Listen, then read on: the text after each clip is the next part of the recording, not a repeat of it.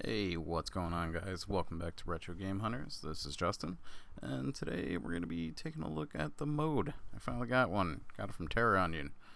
Terraonion? That doesn't matter. I think they should be called Terraonion. I kind of like that better. But, this is kind of my first unboxing video here, so, there's about 1,000 of these on YouTube right now, but watch mine.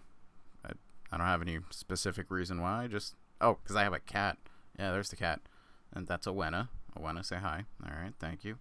Alright, so let's open this guy up here.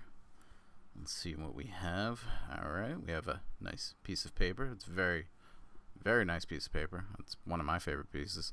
It's my Vanna White moment here. Yeah, look at that. For anyone that's a whole hell of a lot younger than me, Vanna White worked on Wheel of Fortune. And she did the things with her hands, and she would show, like, the letters. Just Google Wheel of Fortune, you'll see. Here we go. These are some of the stands that are included. You're going to see me argue and fight with these things later on in the video. You do get a kind of a extra power plug, I want to say. It pulls some of the power from the Saturn if you're using a solid-state drive or a mechanical hard drive. So there's a little switch you'll flip, and you got to plug that in, but I'll go over that later. And then in the anti-static bag is the M.O.D.E. So let's go ahead and nice and tidy close up this box. I don't know why I did that. Don't really need it. Just gonna toss that over there. There we go. All right, let's open this guy up and check out this beautiful, beautiful piece of hardware that we got. Just gonna get my hand in there and try to pull it out. Give me the damn thing. Jesus, what was the bag made for this? Why am I having a difficult time with this? Just get it. There we go. Screw you, bag. Crap bag. Anyway, here's the M.O.D.E. It's pretty awesome. This will support your 20-pin Saturn, 21-pin Saturn, all models and variants so far that I've heard, and all models and variants of your Dreamcast. So it's a nice single solution for both systems. It seems like a bit of a pain if you're going to really be swapping them both in and out of the consoles. You're going to want to leave the tops off. But with this, you can use a regular USB drive. You can use a micro SD card. And then you can use the SATA port, like I'm pointing to, like it's been a misbehaved child. The awesome part about this is that's that little switch I was talking about. So what you would do is, so where it's at right now means that it's not going to use extra power from the Saturn itself. When you flip it over, that's when it uses it. But like I said, I have a 21-pin Saturn, so I'm going to be using that 21-pin port right there. And, well, without further ado, I'm just going to take a sip of coffee here. Yeah, look at that. Oh, man, that's good. I almost choked there. All right, let's do this.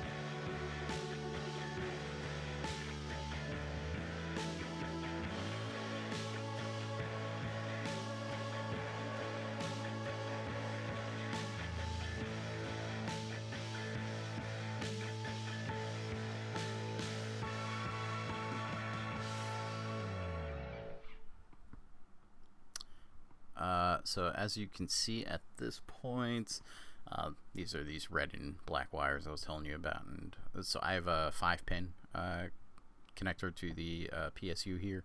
So what I need to do is the black wire needs to go into the first slot, and then the red into the second to the last. I definitely recommend using tweezers for this. I did not, and it was kind of a struggle. And you know, I'm gonna fast forward through all this, and you're gonna see how much of a pain it was. I don't know why I had such a difficult time with this, but I did.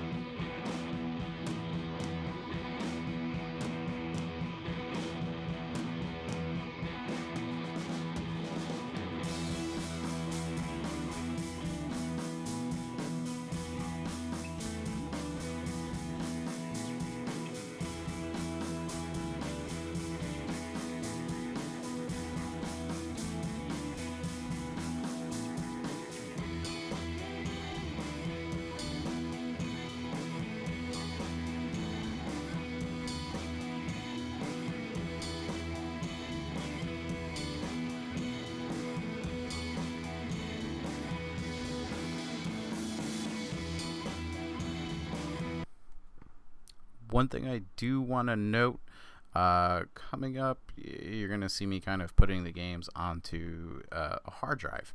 So at this point, I was using a solid state drive. It was 500 gig Samsung EVO 840, I believe.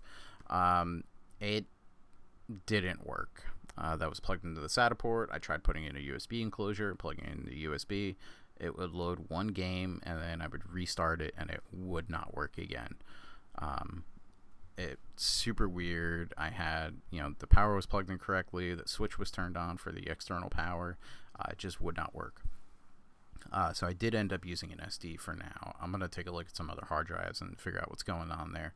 But I can tell you that it's pretty much the same process for loading games, right? So you get on the root of any storage device you're using, just create a folder called Saturn or Dreamcast. And then you can put your bin and queue files into those folders. You're going to create folders for your own games. So if it is, Street Fighter Alpha or something like that, you create a folder called Street Fighter Alpha in the Saturn folder, and then just drop the bin and queue files in there. If it has multiple tracks, doesn't matter. You could just go ahead and drag and drop it in. I was able to get a nice Saturn read dump from just Google it. I'm not going to tell you where to get it, because that's wrong. I don't want to be wrong. I want to be right. It feels good to be right. So, Google it. But you'll find it. So pretty much. I do have Action Replay, so I booted up the Saturn. It went right into the Action Replay screen here. So I'm just going to go ahead and start game, even though there's not really a game loaded up. And that's going to bring us to the mode screen. And then from the mode screen, you may see it kind of like bouncing around. It didn't look like that on my screen. I really don't know why. I even saw a Mad Little Pixels video, and it was kind of doing the same thing. Mine's going through a OSSC, but what was I using it on? What TV do I have? Bravia 4K, like X800. So HD Retrovision cables from the Saturn to the OSSC to my 4K TV. But yeah, these are all the games I loaded up. But let's try some Waku Waku 7. I know Kid Shuriken just covered this in one of his videos. It's a pretty fun game. But yeah, everything turned out really good with the mode. I do have a Dreamcast, so I popped it in there as well. Everything worked fine. Right now I am just using a 64 gig SD card, and I am able to load a lot of stuff into it. It's a pretty awesome device. It's pricey. It's up there. I would have liked to have seen it a little bit cheaper, but it's still pretty awesome for what it is. So definitely check it out. And feel free to head up the Terraonion Discord. They were very helpful. They helped me through some of the issues I was having. But, let's check out some gameplay of Waku Waku 7. As always, guys, huge thank you to everyone that has subscribed. I know you've only been doing this for a few months.